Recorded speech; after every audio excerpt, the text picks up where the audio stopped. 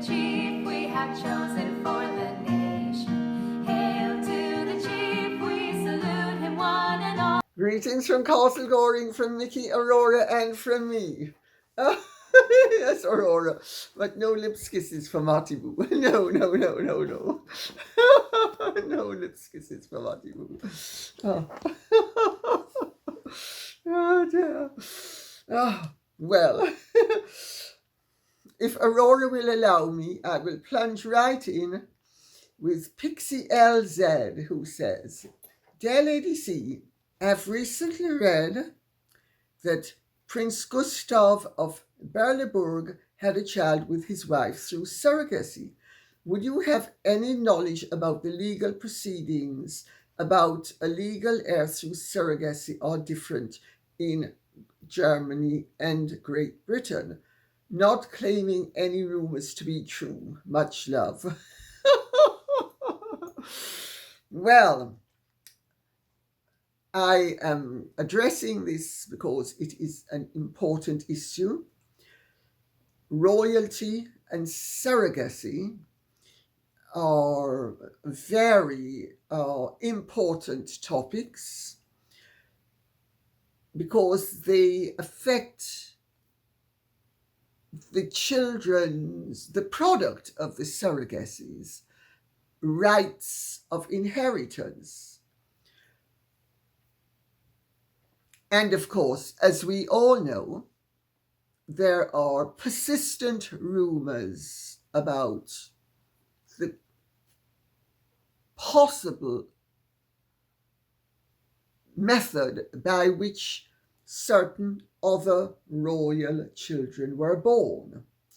Well, Prince Gustav of Wittgenstein-Berleburg is the son of Princess Benedicta of Denmark, whose husband was Prince Richard of Wittgenstein-Berleburg.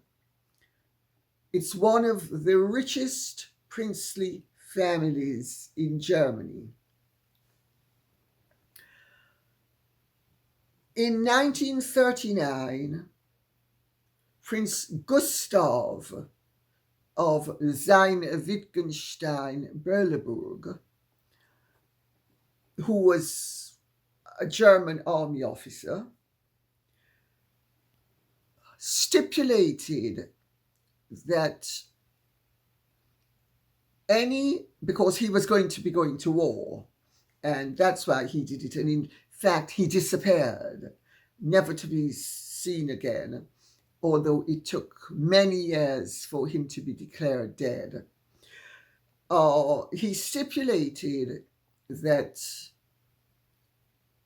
his heirs could not inherit Berleburg Castle and all of the family fortune, which is considerable, unless they married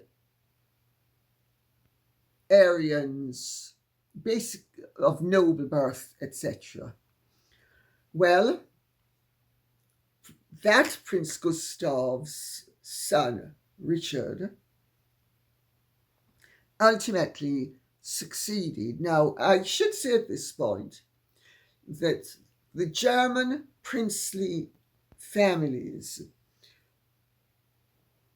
have constitutional rights as a result of their absorption into what became the German Empire and then the Weimar Republic, when Germany ceased to be a monarchy and became a republic.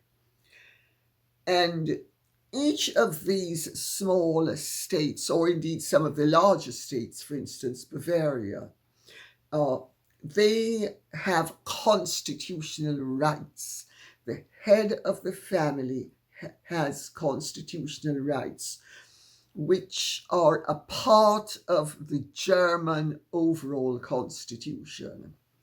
And to that extent, the Germans have been very good, because they have not ignored the rights of the former ruling families, whether they were princes, dukes, grand dukes, kings, doesn't matter.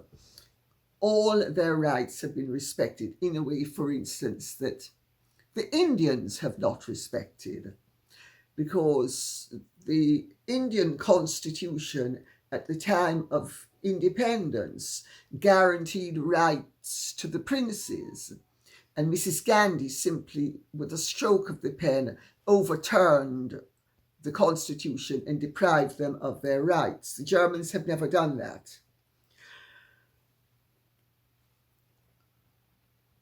This Prince Gustav's father married Princess Benedicta of Denmark, who is a younger sister of Queen Margaretha of Denmark and an elder sister of Queen Anne-Marie of the Helens. So Benedicta and Richard's children have two queens as aunts. And there was no question that Richard had fulfilled his rights, his duties and his obligations for marriage, and therefore he ultimately acceded to the vacant throne, figuratively speaking, the headship of the family, and the headship of what was once a state. So the problem is that under that ruling, no Prince sein Wittgenstein-Berleburg could marry an untitled woman who was not of noble birth and who wasn't Aryan, etc. And Gustav, the son of Benedicta and Richard, fell in love with a beautiful American model who then became a writer called Karina Axelson. And they lived together for, I think it was 19 years before they were able to get married in 2022. They're both now in their early 50s. They lived together, but they couldn't get married. Had they got married, he would not have been able to inherit. And indeed, after his father died, even though he had not yet married Karina Axelson, his uncle tried to get him dispossessed so that the uncle could accede. And that failed. The German courts decided that Gustav was the rightful heir. He inherited everything. And then in 2022, the Danish court announced that he would be marrying his long-standing living girlfriend. They got married. The Crown Prince and Crown Princess of Denmark, Frederick and Mary, were witnesses. There were other royals there. Everybody had always been in favor of the relationship, but because of his grandfather's ruling, there was no way around it legally except to wait until he succeeded, and then once he owned the properties, he could do what he pleased. Now, as the head of the family and as effectively the ruler of the state, even though it has been absorbed, there are still constitutional rights and privileges and issues. He can change the house laws. So it will be interesting to see, because they now have a son, if I'm not mistaken. I think it's a son. And it will be interesting to see, but whether it's a son or a daughter, it doesn't really matter, whether that child will accede when the time comes. But they have not been secretive about it. She didn't pad and pretend. She's not had a pregnancy. And notice I say a pregnancy. I don't say anything else. She hasn't had a pregnancy. They have been remarkably open about it. And they now have a beautiful child. And rather late in life, because of the constraints placed upon them by his grandfather, they're not only married, but they have a family, which is wonderful. It remains to be seen down the line whether there will be a challenge to the rights of that child to succeed to the tremendously vast fortune and all the privileges that go along with being a dethroned head of state. Maybe a small state, but it is still notionally a state. So, next one. Russia is a riddle. It says, I do love that name. When I saw the trailers of Netflix with Meghan saying she expected the behavior of the royal family was formal, fake at events. She said she thought that once an event was over, everyone would let down their hair, act and say, whew, now we can relax. She gave herself away, and no one seems to have picked up on it. I think what she meant to say is that the royal family are not acting the way she does. The royals behave with dignity, manners, and sophistication at all times because that's really who they are. They are authentic. What you see is what you get from most of the royals. But of course, Meghalaya doesn't know how to be herself, so she puts on an act.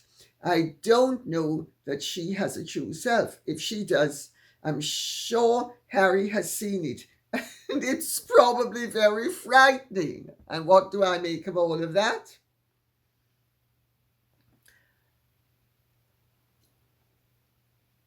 I think Meghan's mask definitely slips. I know from people who've known her very well for a very long time, let me put it that way, that she is domineering, cold as ice if she doesn't get her own way, histrionic, dramatic, and sometimes soft and sweet and faux vulnerable. She has a bag of tricks, and she has an endless series of masks that she puts on. But at the core, no one's home. There isn't a Meghan the way there is a you and there is a me. There is ambition, drive, opportunism, expectation, histrionics, dramatics. And she acts. She is the consummate actress. And yes, you are absolutely right. The observation she made reflects very adversely upon her. Now, of course, everybody, to an extent, lets their guard down in private more than they would when they are being observed in public. But the difference is usually not great. I'll use an example with myself. Pretty much what you see here is what you get.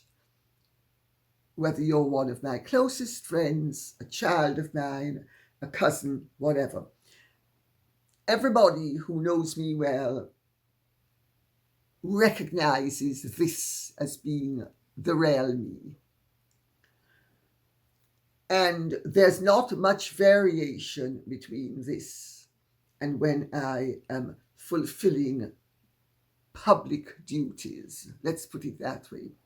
I may be a little bit more formal, or a little bit more restrained, or a little bit more guarded in what I say, because I don't want to hurt the person I'm interacting with.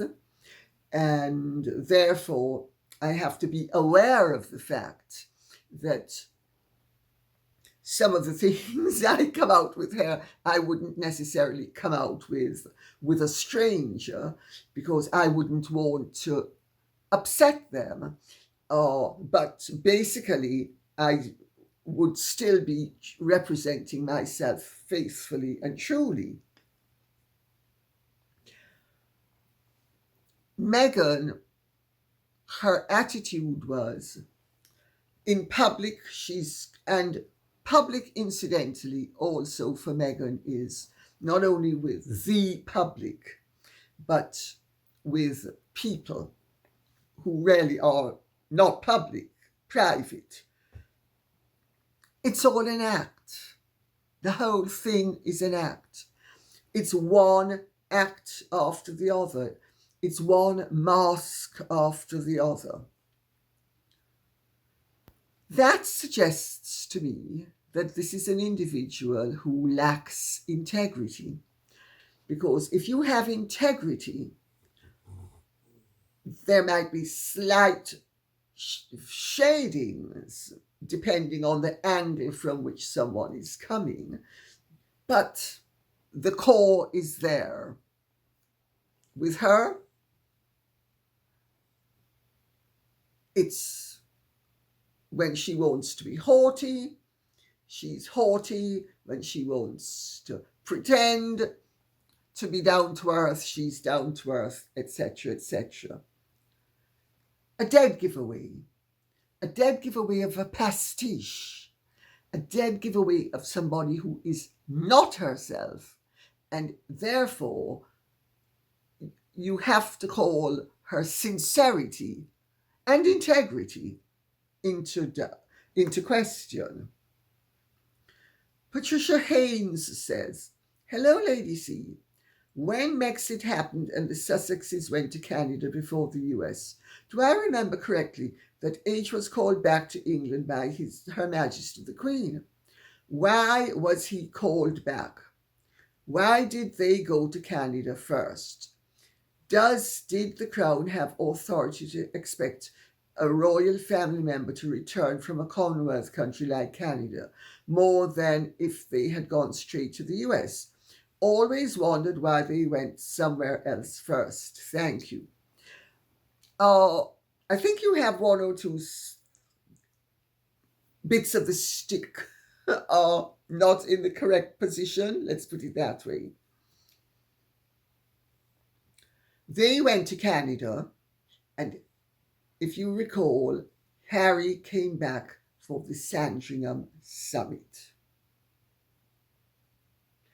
Meghan came back for the Canadian visit, then decamped to Canada.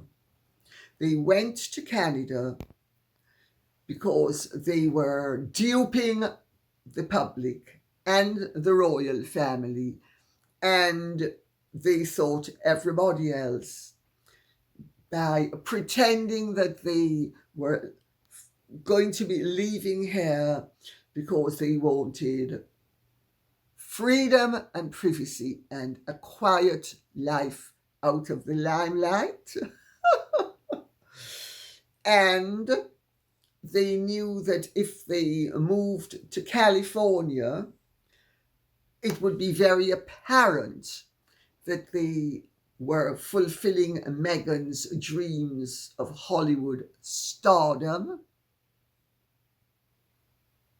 and fulfilling her ambitions vis-a-vis financial independence in a community property state. And so he stayed back, but I do not recall him coming separately except for Prince Philip's funeral. Because remember also, once they decamped, the pandemic restrictions kicked in. So that affected their mobility as well, as indeed it affected everybody else's all over the world. Their perception was, and it was an accurate perception, was that if they should move to a Commonwealth country, that would be more acceptable to the British people and the British royal family, because the Commonwealth is a commonwealth of nations. It's a family. Well, of course, my understanding is that she never ever had any intention of ever living anywhere but Hollywood, LA, California, however you want to put it. I mean, she's not in Hollywood per se, she's in Montecito, but the object of the exercise was Hollywood, here I come. Get ready for this great big star. You've not seen anything yet. I'm going to show you that Elizabeth Taylor and Greta Garbo and Angelina Jolie and Scarlett Johansson and all those other stars have nothing on me. I'm going to dazzle you in a way that you've never been dazzled before.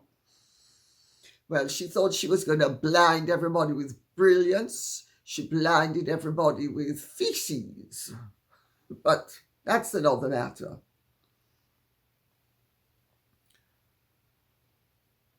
As long as Harry was what is now called a working member of the royal family, the protocol was that they could only come and go with the permission of the monarch. That stopped when they stood down. But otherwise, all the royal family cannot just pick up and decide they're going to go somewhere and the monarch is going to discover it 3 days later or 5 days later or a week later. That's not how it works. Because remember, not only are they representing the crown and the country, but if they are close enough in the line of succession, they are councillors of state and need to be accessible. So for all those reasons, and basically so that there are no wild cards and mavericks, the royal family cannot come and go without informing the monarch. Nobody's stopping them from going where they want to go. But it's, I suppose, a national manifestation of good manners. I mean, if you're living in the same house as someone, it is good manners to say to them, oh, I'm going to be going out. You know, you're not being monitored, it's courtesy. And they're not being monitored, but what they are being is responsible, because at any given moment they can be called upon to fulfill their duty to the crown and the country. So I hope that answers the question. Rosa Odin says, I wonder why the former husband of me again has made no comment or agreement with the press to talk about his relationship, marriage time with me again. Thoughts? Anyone? Well, Rosa Odin, the short answer is, and I know this from Meghan's own family, Trevor Engelson is a decent person. Trevor Engelson is one of nature's gentlemen. Trevor Engelson might have been too brash for that bumptious and, shall we say, witch. And he might have not been pretentious enough for her. In fact, he's evidently not pretentious at all. Maybe a little bit New York direct, but nothing that people with integrity would rebel against, because better the diamond's a little bit rough than that it's cubic zirconia. That's right. Difference between the real thing and the fake thing. And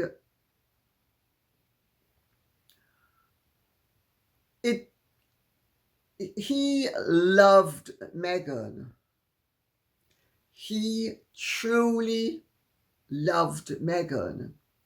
Meghan is a brilliant actress in person where a man is concerned. And Trevor was her first port of call. And she led everybody to believe, and who knows, she might even have led herself to believe, because she is a self-hypnotizer, and maybe she believed for a while, or maybe she duped herself the way she duped him. But he ticked all the boxes. He was white, he was tall, he was well built, he was going places, he had initiative, he was a go-getter, and he played the role of protector, while Megsy baby played the role of, I'm so soft and sweet in the silent room. And I just don't know. I could never survive without Trev. I just don't know what would happen to me if anything happened to Trev. Oh, but then when I went to Toronto and realized that I could mix with a better class of person, Trev, my bum, not a chance. I mean, I'm not interested in a rough diamond. I want diamonds from Salman or Mohammed bin Salman, or anyway, some nice Middle Eastern potentate. Don't care whether they're bloody or not, as long as they're bloody expensive. But rough diamonds? Oh no, he's got me where I wanted to get to. I'm now a star of suits. I don't need him anymore. I'm rid of him. I'm moving up in the world. I'm going to bag me a rich Englishman. White, of course. I mean, I'm certainly not going to go for some man of colour. I mean, can you believe Lizzie Cundy had the unmitigated gall to suggest that I, who nobody ever thought was black, until I went to England, I'm supposed to make off with Ashley Cole, a footballer of colour? Oh, no, look at me, fairer than the fairest. Unless, of course, I brown up. But then that's all bronze. That's as authentic as the rest of me. Yes, it is.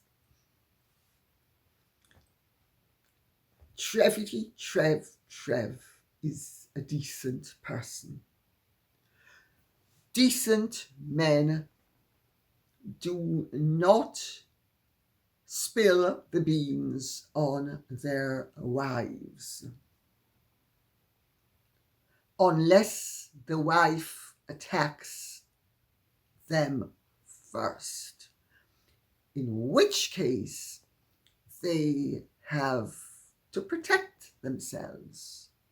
Otherwise, it's just not done to wash your dirty linen in public. And I say that as somebody who's had the shoe on the other foot, who had a husband who not only sold a whole load of lies about me, but betrayed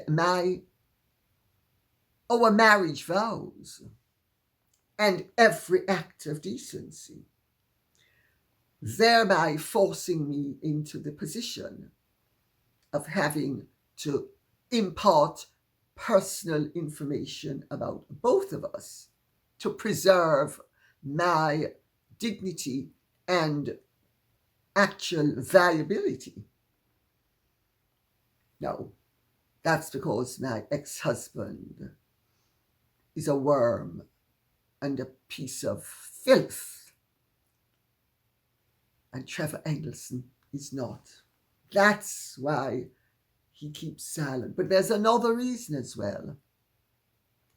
He really loved her, and he really thought she loved him. And it came as the hugest shock to him, as indeed it did to her father some years later, to discover that the person each of them thought existed and whom each of them loved had never existed at all. Can you imagine to be in that position? It's humiliating, it's embarrassing, it's defiling. Nobody wants to wallow in that cesspit unless the other party has thrown them into that cesspit, in which case they have to swim out of it with the truth and revelation. Baron Mulberry says, I was about the ongoing saga of Prince Andrew moving out of Royal Lodge into Frogmore Cottage. Does this invitation extend to his ex-wife, Sarah Ferguson? Lady C, so much has been made of Harry's obsessive-compulsive jealousy and rivalry with William. This trait often runs in families, so I'm wondering if King Charles might have had a rivalry with his brothers. Edward is the only male son of the late Queen, who strongly takes after both his grandfather and his grandfather the King and his mother the Queen, having most, if not all, of their positive traits. Andrew and Charles inherited their positive traits in a far more hit and miss way. Are your bongo drums revealing anything about rivalries amongst the Queen's children. King Charles seems highly resistant to bringing Edward's two children into the fold as working royals, despite the glaring absence of young people. I suspect Charles envisions a working royal family that's basically all eyes on the king, the future king, and their spouses. I don't believe he grasps how limiting and tiresome that becomes over time. I know you see Angie's children as having great potential as working royals. I view it differently and believe Edward's children have far more potential. While agreeing to disagree on the specifics, I agree with your view that there's a tremendous need for additional working royals. By the way, do you think the king hopes to bring Harry back as a working royal post-divorce, likely with a curtailed role? Well, there are so many questions that you have asked Baron Mulberry that I will just start at the top and work my way down, if I may.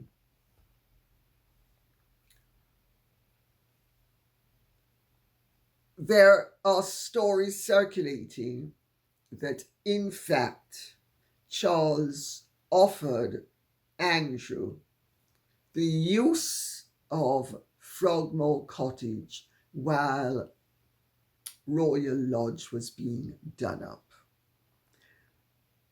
And that Andrew and Sarah don't want to vacate Royal Lodge in case they are outmaneuvered and the press is right, and that it will be very difficult for them to regain possession of Royal Lodge. Wherever Prince Andrew is, he can ask and have as a guest or a companion or a cohabitee anybody he pleases. You can't, in this country, prevent somebody from having a cohabitee. You can't. It's not possible to have a lease or rental agreement that prevents people from having cohabitees. So Sarah doesn't need to be on the lease. Andrew doesn't need permission to ask to have Sarah. He can have her or whomever else he pleases.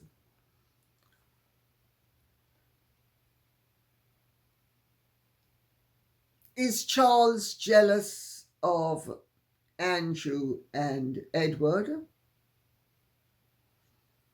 Well, in all families there are varying degrees of sibling rivalry.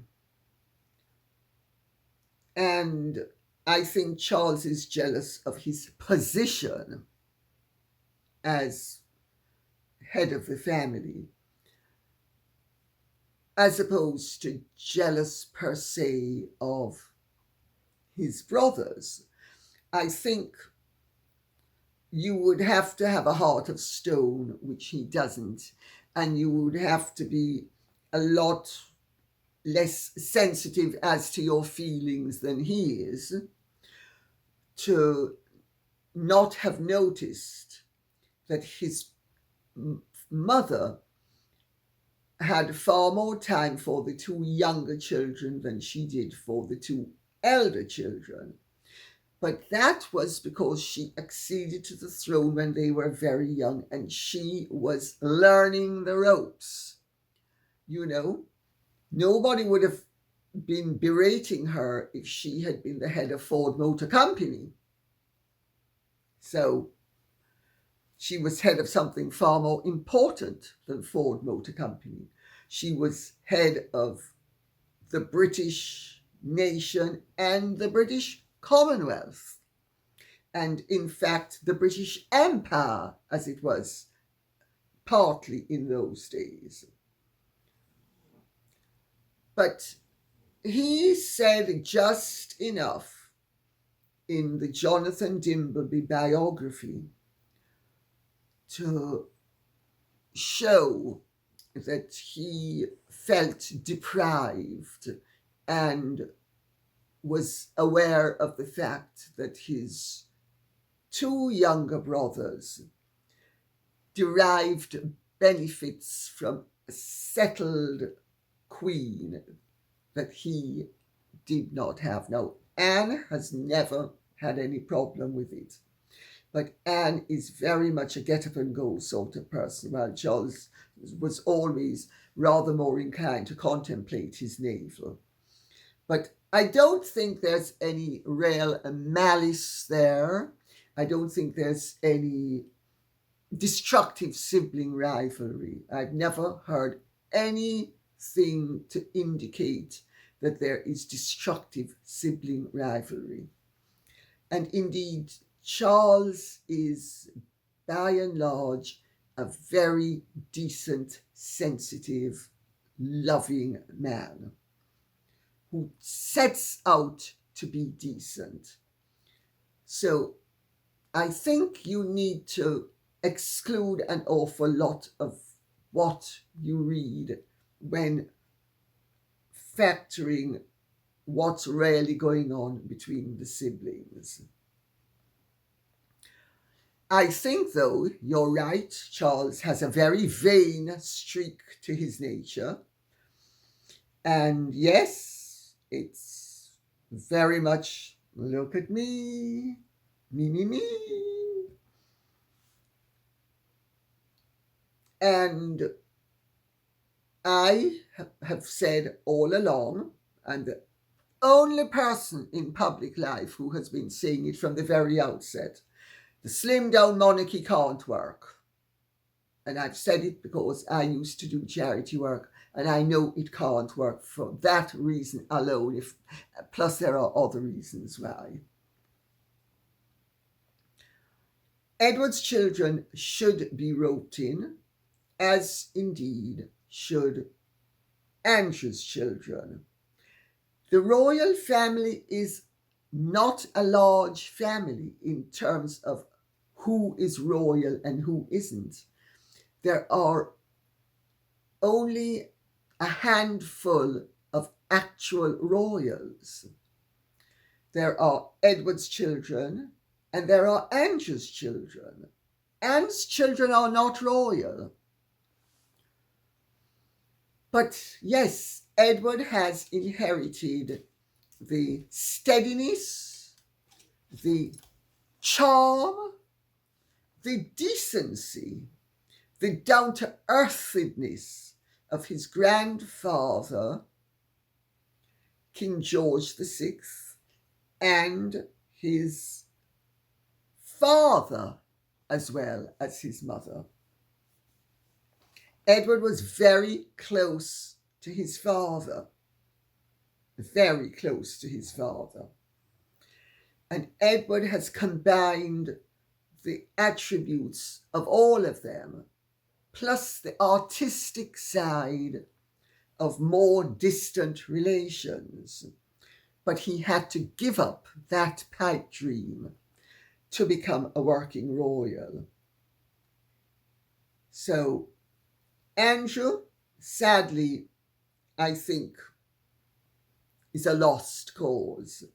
I think it's not totally justified, but he made some really bad judgment calls. And then he made some rather noble judgment calls that have impacted adversely and fed in his destructive judgment calls. So I think Andrew's history, Edward definitely not. I mean, there's no reason why Charles couldn't, with a stroke of the pen, make Anne's children royal. I'm not saying he's going to, but there's no reason why he couldn't. And some people would say there's every reason why he should. I'm not so sure that the children at this stage of their lives would want it. But definitely Eugenie and Beatrice and James and Louise should be working royals. Hopefully it will happen. Otherwise, there's going to be a dearth of royals. Wait for it.